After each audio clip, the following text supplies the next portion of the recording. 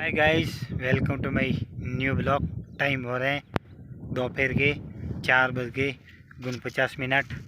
तो मैं आज बकरियां चरा रहा हूँ। पीछे देख लो, ये रही बकरियां। तो मैं बकरियों को चरा रहा हूँ। अपने पास बकरी की दो नस्ल है, सोजत और सिरोही।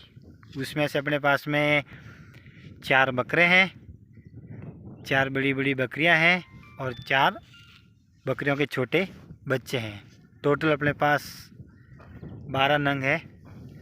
तो एजड़ी इसकी छाया में बैठा हूँ, क्यों डाली तो हमने काट दी थी। बकरियों खाने की डाली थी नहीं तो काट दी। तो देख लो छोटी मोटी थोड़ी बहुत छाया है।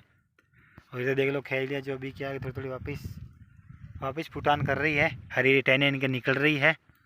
और बीच में क्या थोड़ी बारिश हुई थी, थोड़ी बारिश हुई तो हरा हरा चारा हो गया था।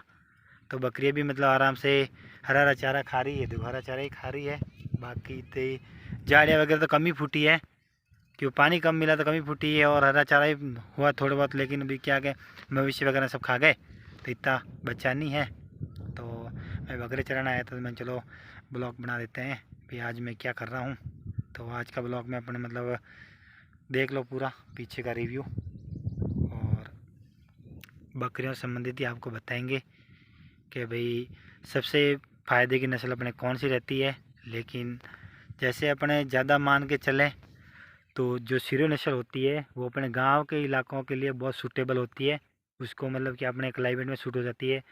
और सोचे थोड़ी सी नस्ल होती है तो अपने क्लाइमेट में बहुत मुश्किल सेट होती है, क्योंकि उसका खाना पीना अलग रहता है। वो ज़्यादा कुट्टी पे और ऐसे सूखे चारे पर डिपेंड ज़्यादा करती है। और सिरो नस्ल की बकरियाँ क्या होती है, हरा चारा है, झाड़ियाँ हैं, कुछ भी खा लेती है। और मतलब कि अपना क्लाइमेट में सेट हो जाती है, दिक्कत परेशानी होती है, बच्चे वगैरह देती है तो भी तकलीफ परेशानी नहीं आती है। और मतलब आराम से क्या है उनको सेट हो जाता है। और सोजत वाली क्या होता है, सोजत में अपन ला के यहाँ करते हैं तो क्या होता है, बकरियाँ वगैरह रखते हैं ना, तो वहाँ से लाते तो एक तो क्लाइमेट सूट नहीं होता है, कि वो रहती है मारवाड़ साइड की बकरियाँ। तो क्या है क्लाइमेट सूट नहीं हो पाता है, खाना पीना उनको सूट नहीं हो पाता है, तो वो बकरियाँ कमज़ोर पड़ जाती है। और सिरोही वाली क्या होती है, जो अपने इलाके के हिसाब से ही बकरियाँ होती है। आगे भी ऐसे ही खाना पीना उनका चलता रहता है और यहाँ भी खाना पीना उनका ऐसे ही चलता रहता है। तो अपने लिए क्या मतलब ये नस्ल सबसे अच्छी नस्ल रहती है। और मैं तो हमेशा कोई बकरी पालक को सजेशन दूंगा तो पहले अपना फार्म कोई चालू कर रहा है या घर पे बकरी भी पालन कर रहा है तो पहले सिरो नस्ल से करें, क्योंकि सिरो नस्ल क्या होती है अपने के लिए सूटेबल होती है। और आप पहले वाइट गुलाबी चक्कर में पड़ोगे, हाँ अभी बकरी दिखने में बहुत सुंदर होती है तो मैं वाइट ही लेके आऊँ, सोजत ही लेके आऊँ, तो इंसान के नुकसान हो सकता है। क्यों मैं भी लेके आया था सोजत नस्ल की, नुकसान तो मेरे नहीं हुआ है, लेकिन क्या है कि वो ग्रोथ नहीं कर पाई।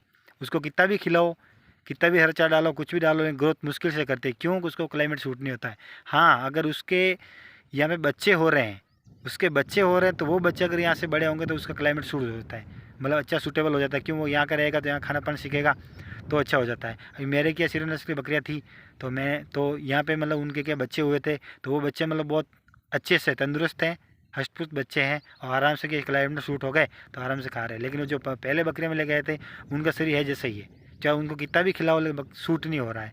तो आपको सजेशन में देता हूँ कि इंसान कोई भी अगर इच्छुक बंदा है, अगर वो फार्म चालू करना चाहता है और बकरियाँ पालन का शौक़ रखता है तो सिरो नस्ल से स्टार्ट करें। और फर्स्ट में ज़्यादा नहीं लेके आवे, अपने 5 बकरी एक ब्रीडर लेके आवे, जो क्या धीरे धीरे नॉलेज आएगा कि उनको क्या खिलाना नहीं खिलाना है। और पुराना अगर कोई जानकार है उसके तो कोई दिक्कत नहीं, जिसके अभी पहले से गाँवों में क्या लोग क्या होते हैं बकरियाँ सब रखते हैं, बकरियाँ सब रखते हैं, नॉलेज करीब करीब सबको होता है क्या खिलाना नहीं खिलाना, कब पानी पिलाना है, कब उनको चारा डालना है, कब डाली खिलानी है, तो ये नॉलेज सबको रहता है मिनिमम।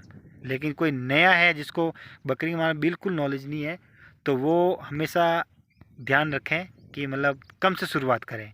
और पहले जानकारी तो ये है कि अपने आसपास में कोई फार्म हो, आसपास में कोई जानकार हो तो पहले उससे जानकारी ले लेवे।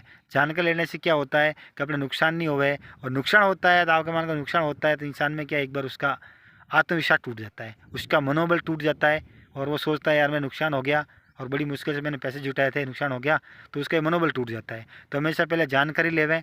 और गाँवों में तो बीमारियाँ बहुत कम लगती है, जो शहर क्षेत्र में होते हैं तो उनको दवाई पिलाओ, लीवर टॉनिक पिलाओ, उनके पेट में कीड़े पड़े वो पिलाओ, कुछ भी करो। लेकिन गाँवों में क्या होता है, गाँव से देसी इलाज होता है, मतलब बहुत यहाँ पे जड़ी बूटियाँ हैं, ग्वार पाटा वगैरह है और राम, जिसको एक रामबाड़ा बोलते हैं, वो भी होता है, वो ग्वारपाड़ा से लंबा लंबा होता है, उसके भी अगर कीड़े पड़ जाते हैं पेट में बकरी का, तो उसका भी जूस बना के पिलाते हैं, तो मतलब हो जाता, मतलब सही हो जाते हैं, कीड़े सब मर जाते हैं।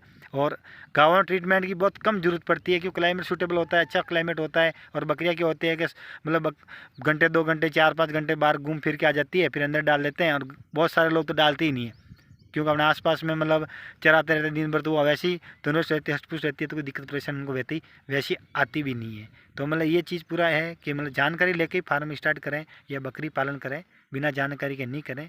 क्यों बिना जानकारी का क्या पता, दाना ज़्यादा खिला दिया, घास फूस ज़्यादा खिला दिया, तो बकरी परेशान हो सकती है, मर सकती है। इसलिए आज की ब्लॉगिंग अपन यहीं ख़त्म करेंगे और मिलेंगे नेक्स्ट ब्लॉग पे।